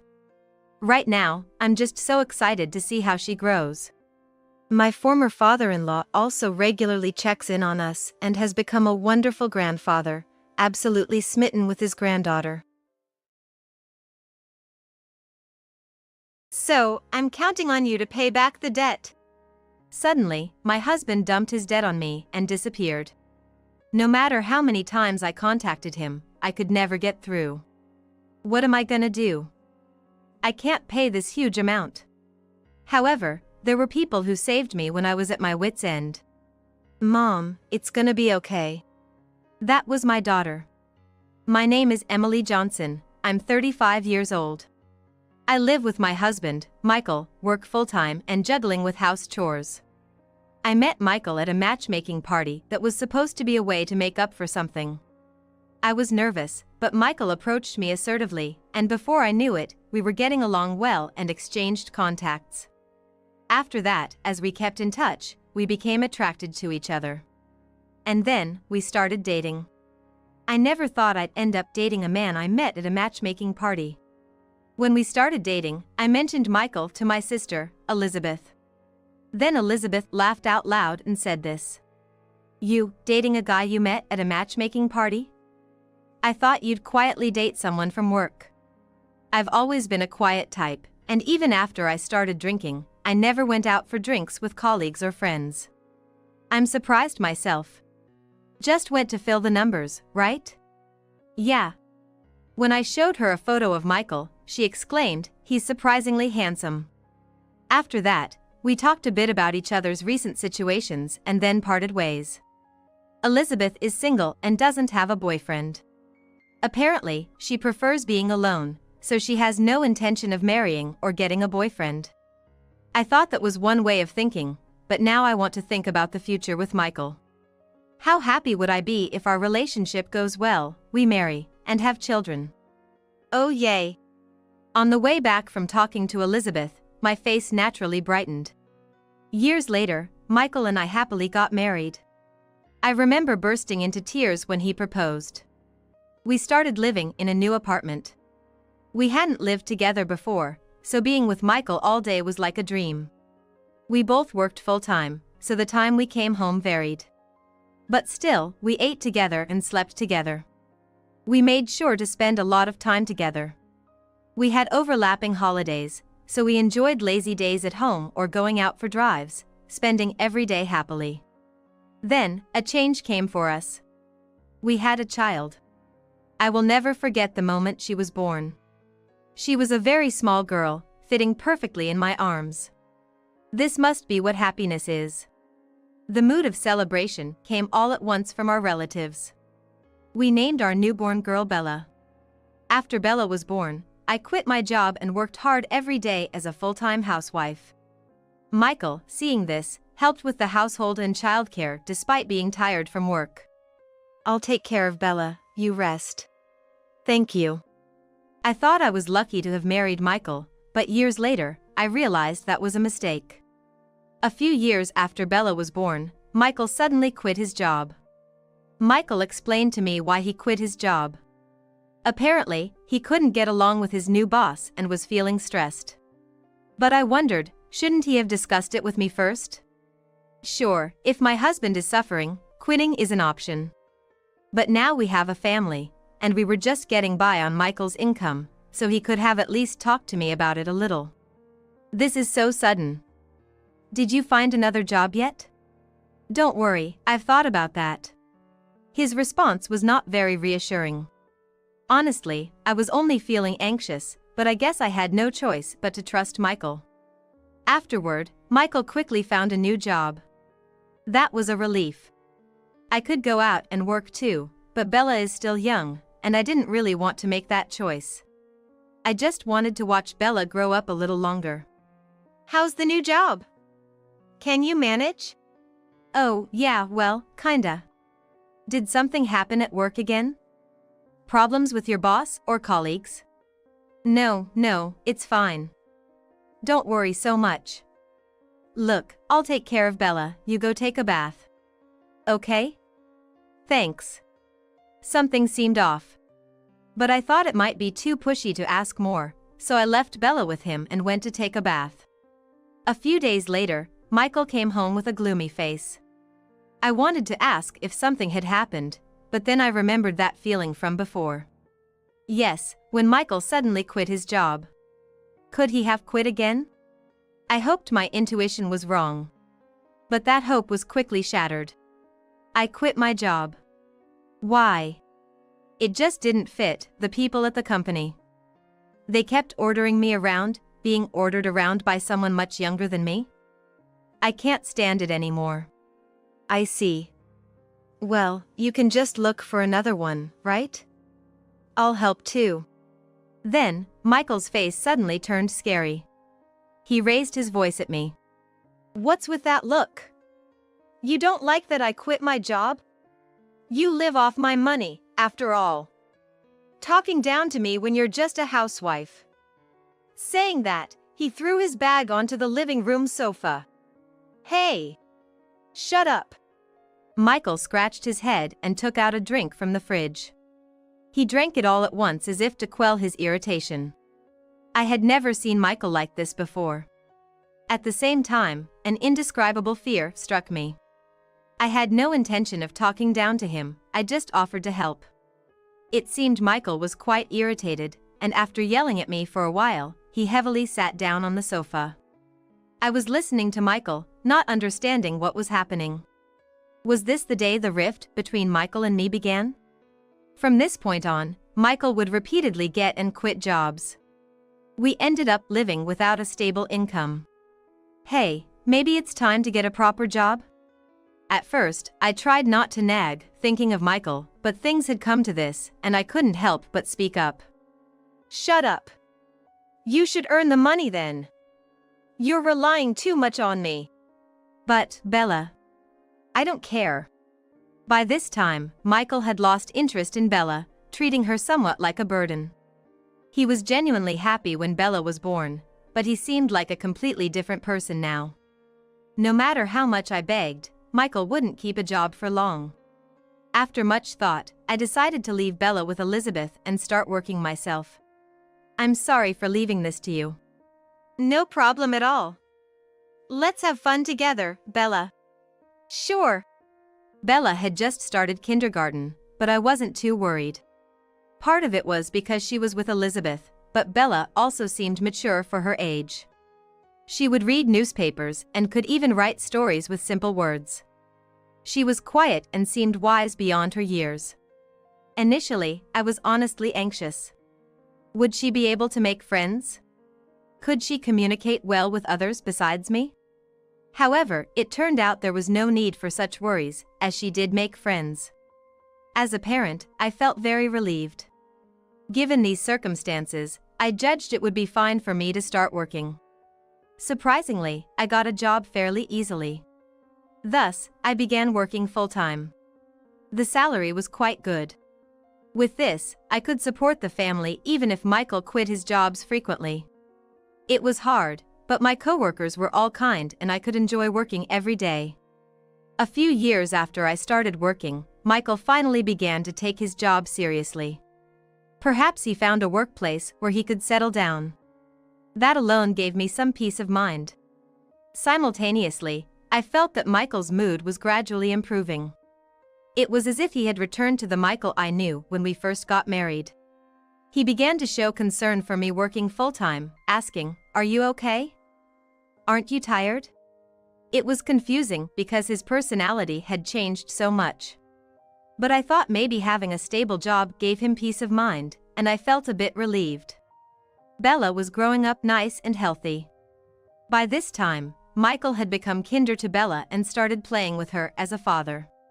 Bella seemed to enjoy playing with Michael, which was heartwarming to see. However, I was still afraid to quit my job. Thus, I continued to rely on Elizabeth's help. "Bella, is she okay? Doesn't she feel lonely?" Nope. She's really good. As long as Bella was happy, that was all that mattered to me. I felt relieved and thought I should treat Elizabeth to a meal since I would continue to depend on her. A few more years passed, and Bella became a third grader, going to school happily every day. And our family relationship had improved, back to how it used to be. The times when Michael and I were at odds seemed like a distant memory. It was such a smooth period for us as a family. During this time, Michael made a suggestion. "Should we consider buying a new car soon?" "A new car?" "Yeah, the one we have is okay, but I think it's time. You know, maintenance is getting tough, and there's the smog check coming up soon." Indeed, the car we were currently using was getting pretty old. Every time the smog check came around, the number of fixes seemed to increase, and the repair costs were becoming a concern. Indeed, maybe it's about time. That's right. I thought you'd say that, so look, I got some catalogs. Wow, already. Thank you. I was a bit taken aback that Michael was already set on buying a new car, but we looked through the catalogs together. "Bella, come here. Which car do you want to ride in?" Michael called Bella over, and eventually, the three of us were flipping through the catalogs. However, I had no idea that this action by Michael would lead to a tragedy. A few months later, we finally decided on a car, and it was delivered. It was a brand new car costing over $30,000. The car loan was in my name. Normally, it would be in Michael's name, but his job history was so unstable that I feared he wouldn't pass the credit check. I resolved to work even harder from now on to pay off the loan. I thought Michael felt the same. But my thoughts were completely off mark. Shockingly, Michael stopped coming home. He disappeared somewhere with the new car. Could Michael have been involved in some incident? While I was confused, I received a call. The caller ID showed it was from Michael. "Hello. Michael. Where are you now?" I was so worried that I raised my voice without thinking. "Hey, don't shout like that. But, you suddenly disappeared, and the car is gone too. I was worried whether you ran away or got involved in some incident." I desperately explained how worried I was about Michael. But Michael laughed off my concerns and revealed shocking news. "Actually, I've fallen in love with someone else. I love her more than you." "What? What do you mean?" Just what I said. I found someone I like more than you. I've filed for divorce, so don't bother me anymore. Divorce. This is too sudden. I didn't remember signing any divorce papers, but then I recalled writing them during a fight with Michael. Once signed, divorce papers indicate intent to divorce. I regretted writing them in the heat of the moment. Oh, and there's the matter of my debt. Kind of your problem now. "Debt? How much?" About $600,000? You take care of it, will you? Saying that, Michael hung up. Is this even possible? Was that smile he always showed me all a lie? As I thought this, all strength left me. "Mom, are you okay?" Bella gently rubbed my back as I sat slumped on the floor.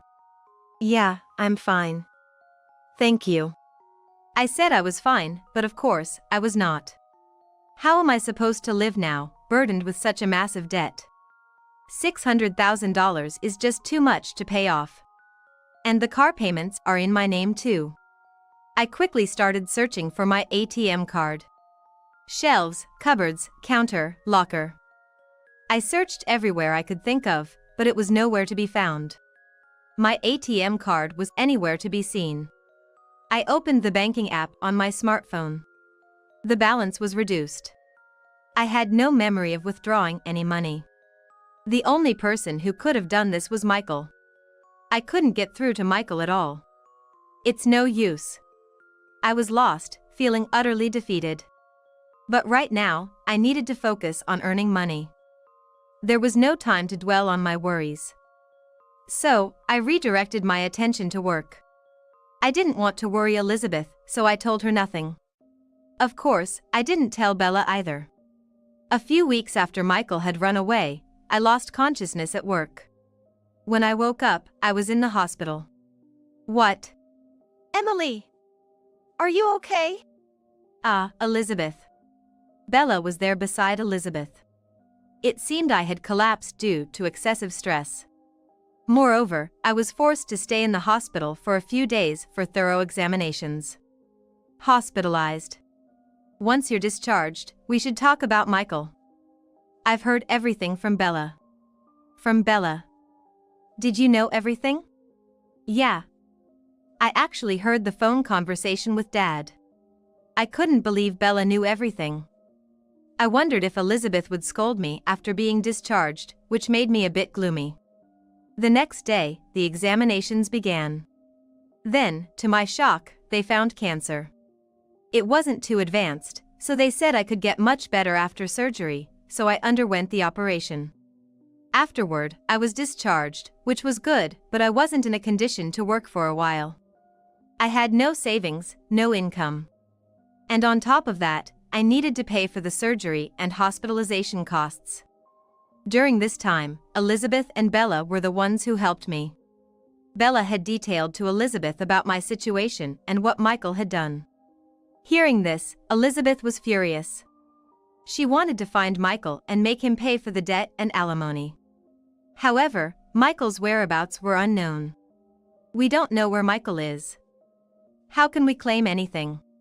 Then, Elizabeth had a suggestion. Michael had the car registered under your name, right? Since you're the legal owner, why not take it back first? Can we do that? When I expressed my doubt, Elizabeth revealed something surprising. Actually, I found out where Michael works. It seemed that Michael was working at a company in the same building as Elizabeth. Elizabeth mostly worked remotely, but she said she saw him occasionally when she went to the office. If that was the case, then we should go to Michael right now. I was ready to confront him immediately. If we left him alone, he might disappear somewhere. However, Elizabeth stopped me. It's reckless to go without a plan. I have a good idea. Well, not just me, but Bella and I. Right. Plan. Elizabeth and Bella exchanged looks. I had no idea what they were planning. While I was staring blankly, Bella smiled broadly and said, "Don't worry, we've got it covered." What were they plotting? Even when I tried to find out, they wouldn't tell me. However, a month later, I found out what Elizabeth and Bella had done. While at Elizabeth's house, a call came in. Looking at the caller ID, it was Michael. I ignored the call once, but he kept calling persistently. Wondering what he wanted, I hesitantly answered, and Michael screamed in panic. Help me! What are you talking about? Just come quickly. I'm going to get arrested by the police if it stays like this. Michael then told me his current location before hanging up. Elizabeth and Bella, who had overheard the conversation, finally revealed their plan. Actually, we had filed a stolen vehicle report. And it was Bella's idea. Isn't that great? Bella blushed shyly. I thanked Elizabeth and Bella and headed to Michael's location. It was a park relatively close to our house. Michael was surrounded by police officers. He is likely being questioned. We went to where Michael was. We explained the situation to the officers, convincing them to leave. Afterward, Michael led us into the car and started talking. Inside, a strong-willed-looking woman sat in the passenger seat. She was glaring at us. "Man, I'm glad you came. But why did the police come to me?" Michael seemed clueless, making me sigh. "Because I've filed a stolen vehicle report.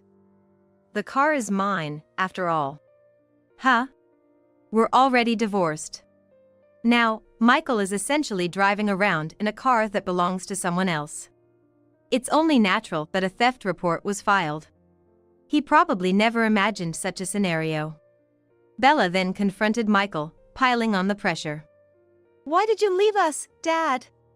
Why did you leave us with all that debt? Why?" Michael sighed wearily. But he said nothing. "Planning to stay silent? If so, I can have you arrested. You know you've committed a crime by using my name without permission, right?" With that, Michael started to open up bit by bit. The woman's name is Linda Carter. Michael had started working at a new company where Linda had recently been hired. They got to know each other at a welcome party and subsequently entered into a relationship. About 3 months ago, Linda became pregnant with his child. Indeed, Linda's belly was noticeably rounded.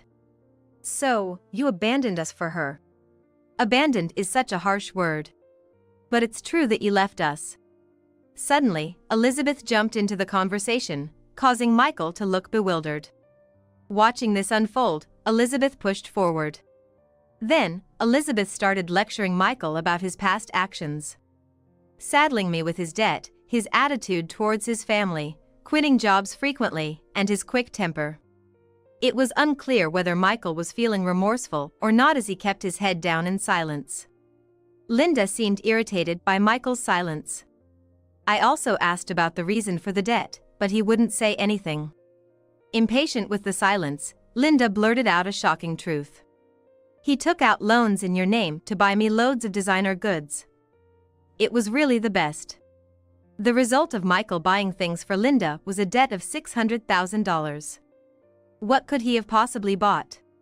From the looks of it, he must have purchased several items worth millions of yen each. It was utterly ridiculous. However, what caught my attention was Linda revealing the reason for the debt.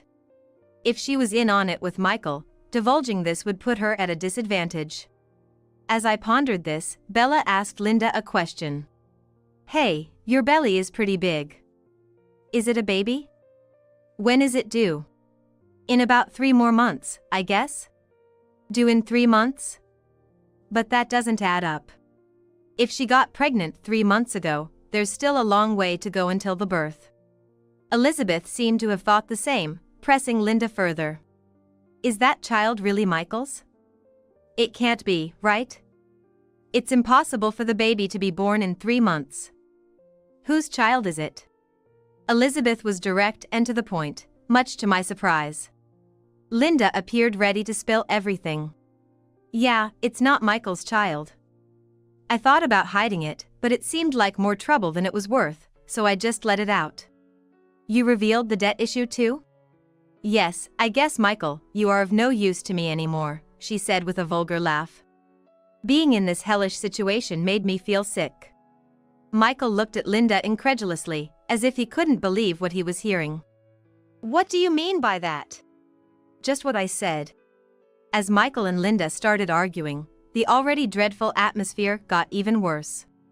But Elizabeth broke the tension. "We'll call the police now." "What? Why?" "You both don't seem to listen, and seem to forget, using Emily's name for loans is a crime. Plus, driving around a car without permission. After all, Emily and Michael are strangers now." With that, Elizabeth instructed me to call the police. Despite Michael and Linda's frantic attempts to stop me, I continued with the call.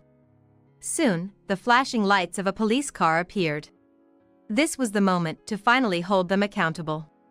For the debts and the car, everything needed to be settled. I felt a sense of relief wash over me. Following these events, Michael and Linda faced legal repercussions. They didn't end up in prison but were ordered to pay me compensation for damages, cover the debt, and provide child support. Despite their pleas through lawyers for a reduction, the final judgment was not in their favor, especially since Bella had recorded their conversation in the car, which served as evidence. I wondered why Bella had recorded them. Upon asking, she mentioned that she got the idea from a drama she was watching with Elizabeth, where a conversation was secretly recorded. I couldn't help but admire Bella's smart thinking, while also wondering what kind of dramas Elizabeth was showing her.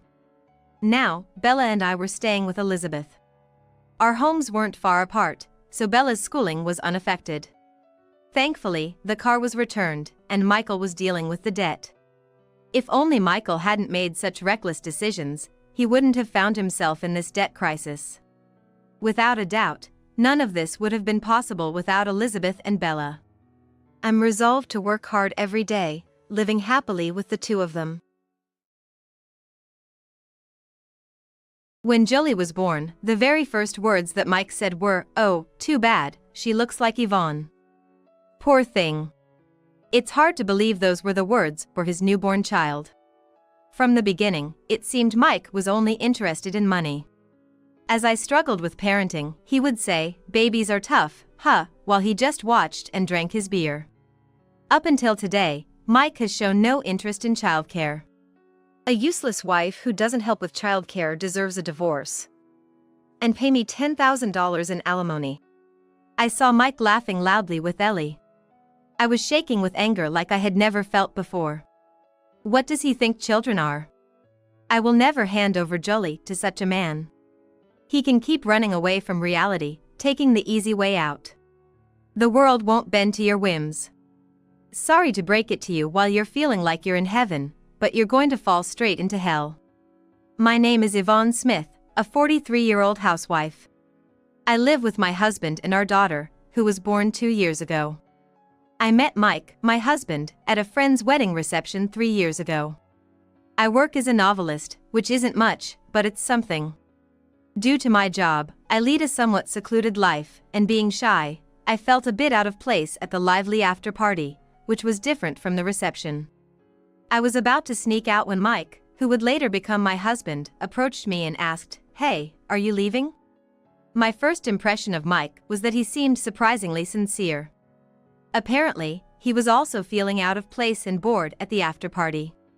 That encounter led us to start communicating, and before we knew it, we were in a relationship. Spending time together, I realized that Mike was a bit naive, almost detached from the world. One day, Mike mentioned, "My parents are telling me it's time to be independent. I guess it's because I've lived abroad. It's scary not being used to life here yet." Although Mike was younger than me, he was already 35 and certainly an adult. Although he used to live outside the country, he seemed a bit spoiled. However, Mike's innocence and cluelessness stirred something maternal in me. Before I knew it, I had invited Mike to live with me in my home. My house is a 2-family home, with the first floor as my workspace and the second floor as our living area. It was around the time Mike had comfortably settled into my home.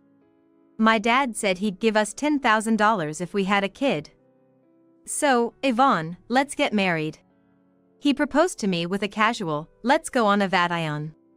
With hardly any experience in love, I wondered if that was just how it was supposed to be and accepted his proposal. Eventually, I got pregnant. Being pregnant at 40 meant there were many things I needed to be careful about. It coincided with the end of a long-running series I had been writing, so I decided to take a break from work for Mike and our child. 2 years have passed since our daughter, Jolie, was born. Jolie, who's starting to hit her terrible twos, has been saying no and crying more often. Thinking of it as part of her growth, I tried every trick in the book to keep her happy and fulfill her needs as much as possible. "Yvonne. Jolie's being so loud I can't sleep. Can you quiet her down?" Mike said as he appeared in the living room. It was just past 8 p.m. Mike had been out drinking until morning with a work party last night and had gone straight to work afterward. He said he was just so tired. "I'm sorry. I think she'll settle down soon." I wanted to blame Mike for always being out drinking and not coming home, but making Jolie happy was my top priority. If Jolie calms down, Mike will be satisfied. "Yvonne, you've got it easy. not working and just staying at home all day. Just doing housework and taking care of the kid. I'm busting my butt working every day. With that, Mike went back to the bedroom. I don't know where he got it from, but this speech has become Mike's recent catchphrase. I was fed up with hearing these almost cliché words from a father who doesn't participate in childcare. Mike was overjoyed when he found out I was pregnant. We did it, Yvonne. This is great. We've got $10,000 coming our way. I wish I hadn't heard that, but Mike immediately told his parents about the pregnancy and apparently received the $10,000. He was as happy as if he had received a bonus, but I would think that this was supposed to be a celebration gift from the in-laws. Normally, you would expect this money to be spent on baby clothes or formula, but Mike didn't hesitate to put it in his own pocket. Despite that, I made sure to prepare a thank you gift for the in-laws with my own money. Mike, for better or worse, is naive and lacks common sense. Additionally, it seemed he was significantly lacking the skill to consider others' feelings. The first words he said when Jolie was born were, "Oh, too bad. She looks like Yvonne. Poor thing." I couldn't believe those were his first words to his newborn daughter. It seems like, from the start, Mike was only focused on that $10,000. As I struggled with parenting, he would just say, "Babies are tough, huh," while drinking his beer and watching from the sidelines. Up until today, Mike has shown no interest in childcare. One day, I had to meet with someone for work. Even though I was on a break, the publisher wanted to discuss future projects for when I made a comeback. I called my parents to ask if they could look after Jolie for me. Hearing this, Mike blurted out, "What? Who does this stay-at-home mom think she's meeting with? Don't you think it's cruel to leave the kid and go somewhere? You're a terrible mother, the worst, a real failure." Even I couldn't let that comment slide. Then why don't you look after Jolie? I'm sure she'd rather stay with her dad than go to her grandparents. Mike's face twisted in displeasure. Give me a break. Why should I have to spend time with the kid? I'm busy. I don't have time to babysit. His idea of busy was probably just going to the casino. Disgusted with Mike's words, I decided to stick to my original plan and leave Jolie with my parents. Since my parents lived a bit far, my dad would come by car to pick her up. But since he always drinks during the day, I had to go pick her up myself when it was time to bring her back. After finishing my meeting in the evening, I was getting ready to rush out and pick up Jolie. That's when Mike unexpectedly showed up in the living room. Probably he lost at the casino and ran out of gambling money early. I thought, since he's her father after all, he could at least help out and said, "Great timing. I'm about to go pick up Jolie. Could you drive me there?" But, as expected, Mike's response was, "No, it's too much trouble." I wasn't disappointed since I anticipated his response and was about to leave the house. Then he surprisingly said, "Fine, I'll take the car out." I doubted my ears for a moment, but seeing Mike grabbing the car keys and heading to the parking lot, I felt for the first time that maybe he did have a sense of responsibility as a father. I was filled with a small joy, which shattered the moment we got in the car and closed the doors. "I'll take the car out, but give me $600, Mike said, stretching out his hand. So that was his motive. I couldn't refuse now that I was in the car. And Jolie was waiting at my parents' house. I had no choice but to hand over the $600. "Thanks, just a bit more and I would have hit the jackpot. I'll definitely win next time, just you wait." Mike started the car, almost humming a tune. In hindsight, maybe I shouldn't have relied on Mike for the ride. We didn't talk much on the way there. Just a few miles from my parents' house, Mike's phone rang. He picked it up and started checking the messages, despite driving. "Hey, Mike, that's dangerous. You should pull over before checking that," I said, but he kept looking at his phone while driving. It's fine, I do this all the time." "I'm used to it," Mike replied, even starting to text back. That's when I felt the car veer slightly to the right. "Watch out," I thought, just as I saw the concrete median barrier looming in front of us. Mike hastily turned the steering wheel. With a loud crash, the car came to a halt. I remember the airbag deploying and feeling the pressure. Hearing sirens in the distance, I lost consciousness. When I woke up, I was in a hospital bed. I tried to move. Ouch! I felt a sharp pain all over my body. At the moment of the crash, I honestly thought it was the end. My last thoughts were of Jolie. I wonder how Jolie is doing. I wondered if she was safe at my parents' house. Hopefully, Mike hadn't done anything reckless. Oh right, what happened to Mike? As I looked around with just my eyes, a woman asked, "Are you looking for your husband?" When I turned to where the voice came from, there was a woman in the room. "Are you from the meeting today?" Yes, she was the new contact person from the publisher I met today. Her name was, if I recall correctly, Kelly. "Ma'am, your husband had only minor injuries, so after some treatment and tests, he went home." It's terrible, isn't it? Leaving the hospital without even seeing you, his wife, in this condition. Kelly seemed more upset about it than I was. Apparently, she called to thank me for the meeting today, but learned about the accident after it happened. The hospital staff had taken the call and explained the situation to her. The hospital staff asked if they could explain the situation to me. "Even though you were almost unconscious, you nodded strongly. You're too dedicated to your work," Kelly said with a smile. "Your daughter is safe with your parents, so don't worry. And, if you don't mind, can I help you out while you're in the hospital?" I knew I couldn't rely on Mike, so Kelly's offer was a relief. But I also felt conflicted about being taken care of by someone I barely knew. "I really want to do this. I'm your editor, after all," Kelly said, her words providing me with much-needed support. So, I decided to rely on her. With her devoted assistance, I was able to leave the hospital. However, due to a severe bruise on my back, I couldn't walk and had to use a wheelchair for a while. Throughout my hospital stay, Mike never visited, only occasionally sending emails demanding $600. When I was discharged, it was my father who drove me home.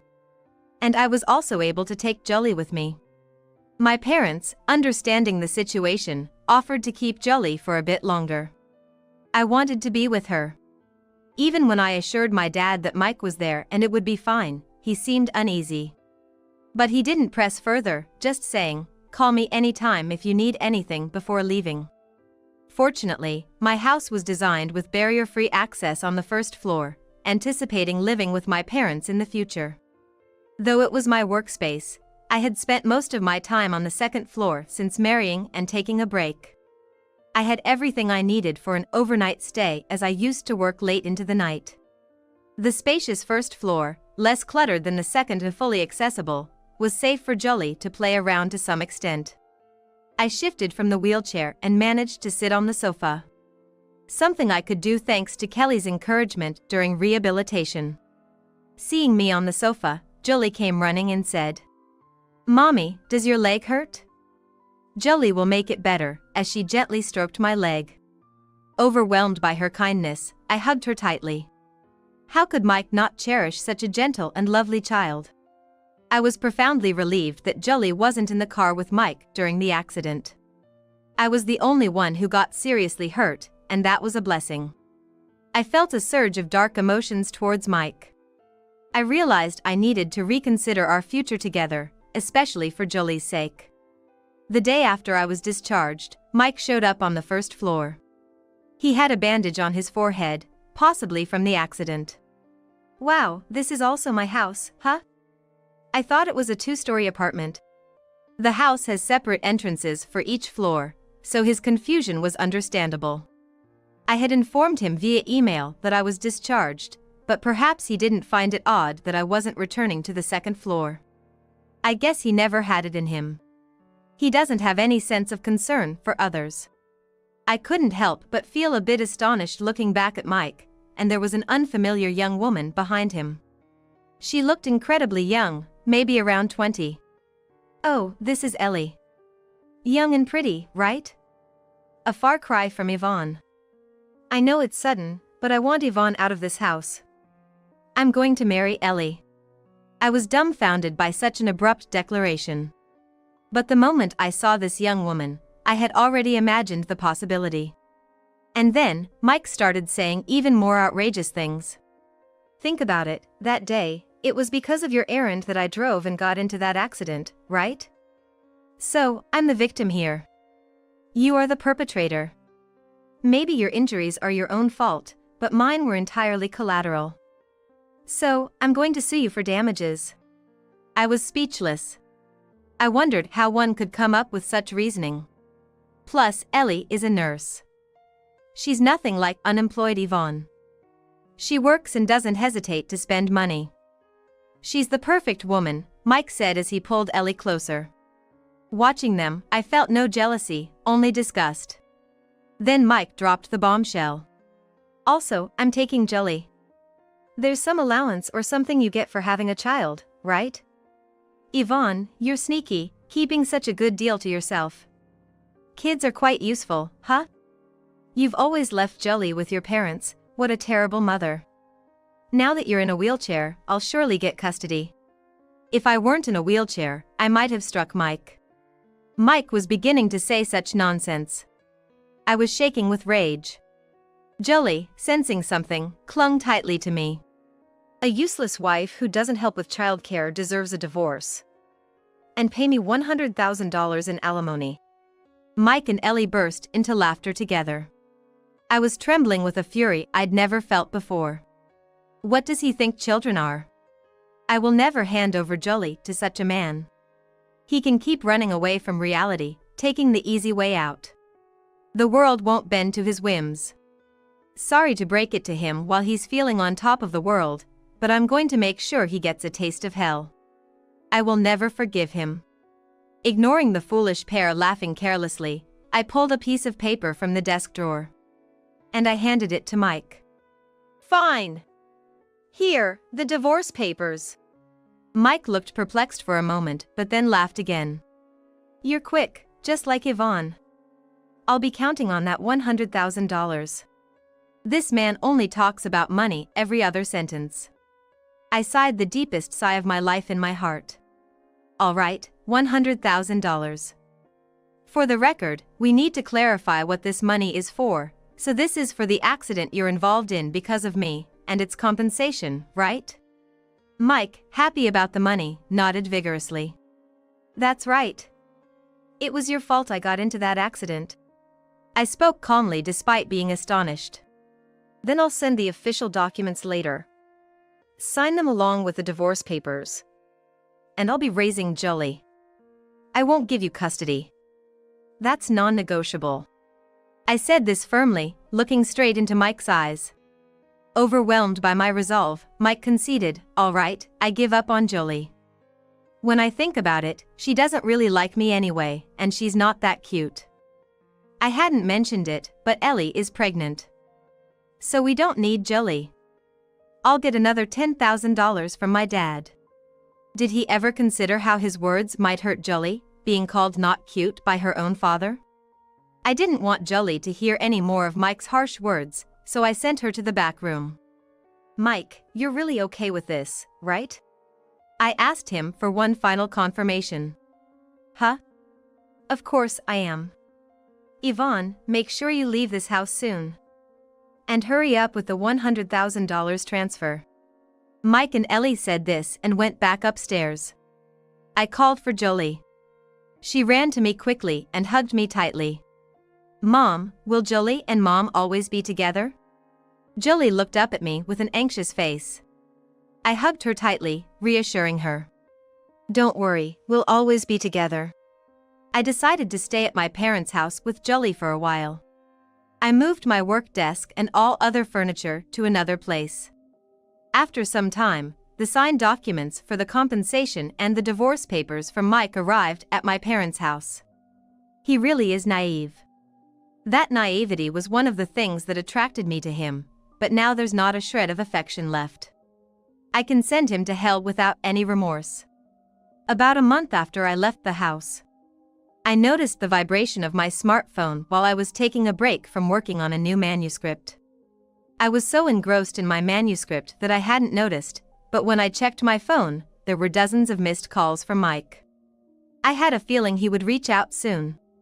I didn't want to talk to Mike, but I had no choice but to answer the phone. Hello? What's the matter? I could hear Mike's unusually frantic voice on the other end. Hey! Yvonne! What's going on? Some workers are here trying to take all the furniture and even saying they're going to demolish the house. I couldn't help but burst into laughter, finding Mike's panic amusing. Hey! Yvonne, don't laugh. Get over here now. This won't end well for you. Mike hung up forcefully. He cut the call even though there was no guarantee I would answer again or promise to go there. Such a foolish man, incapable of thinking ahead. However, I had to show Mike his hell, so I decided to go to him. Jolie is currently in daycare. As I was pondering my transportation options, the doorbell rang. It was Kelly at the door. Are you going somewhere, ma'am? I explained the situation and told her I was going to see Mike. Then Kelly said, in that case, ma'am, I'll go with you. I'm sure I can be of assistance. She drove me to Mike's place. During the ride, Kelly shared some astonishing truths with me, making me somewhat eager to confront Mike.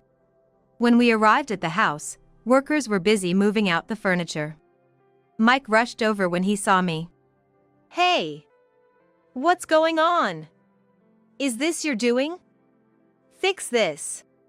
He was full of vigor until he saw Kelly getting out of the car, then his face turned pale. It's been a while, Mike. Kelly revealed she was Mike's actual sister. I was surprised when I heard it in the car. Especially since they were almost estranged. Let's not have this conversation standing here. Let's go inside, she suggested, and we moved to a room on the first floor. Mike was pale and said nothing. Ellie looked puzzled beside him. In the empty room, silence wouldn't move the conversation forward, so I quickly broke it. We're demolishing this house. I don't need it anymore.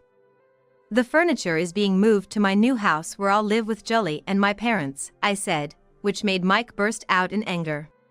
Why? We are living here, aren't we? You can't just demolish it. Ellie nodded in agreement. This house is mine. I built it with my money. Mike looked unconvinced by my words. How could a perpetual jobless person like you afford to build a house? Stop lying already. It was Kelly who countered Mike's words. Mike, you really know nothing. Yvonne has been modest, but she's a successful author who has published numerous books, some of which have been adapted into dramas and movies. She's not someone a man like you could have married. I thought calling me a bestseller was an exaggeration, but it was true that several of my works had been adapted. But she wasn't writing while married to me, right? So she was a jobless, wasn't she? Mike's argument was off the mark, as usual. Kelly continued with a tone of disbelief. Did you even listen? Yvonne has written many works in the past. The more they sell, the more money she gets. That's royalties. Mike didn't seem to understand. Mike, income isn't just about salary. I might not have a salary, but I do receive about $600,000 a year in royalties. Mike's eyes widened at the sound of $600,000. He thought he didn't need me anymore since he found a young and pretty nurse like Ellie. His reaction to the annual income of $600,000 was significant. Then, for the divorce settlement, I should get half of that, right? Yes. That's like a $300,000 income for me. His simplicity left me speechless. He must really have flowers for brains. Mike. Yvonne's royalties come from works published before she was married to you, so you're not entitled to any of it. Mike froze with a puzzled look. He should be thankful he even got to fantasize about having $300,000 for a moment. I pressed on. And this house too. It was built before I married you, so it's not subject to property division. The same goes for the furniture. You just moved into the house where I lived. Anything you two bought, you can keep. We're divorced, and I'm not going to let strangers live in my house, so please leave as soon as possible. Mike looked unconvinced again. He demanded in a harsh tone, so where are we supposed to live? I don't know. You have $100,000, so you should be able to find a place quickly, right? I replied, causing Mike's expression to darken. That $100,000. It's gone. I went on a trip abroad right after and it disappeared quickly with some casino visits. Typical of Mike to squander a fortune on gambling. But I don't have an ounce of sympathy for him. But your current wife is a nurse, right? Good for you, having a wife with a steady income. I smiled sweetly. Mike brightened up a bit. Yeah, that's right. Ellie being a nurse has really saved us. I quit my job, and she's been on paid leave this past month, right? Ellie's face fell at those words.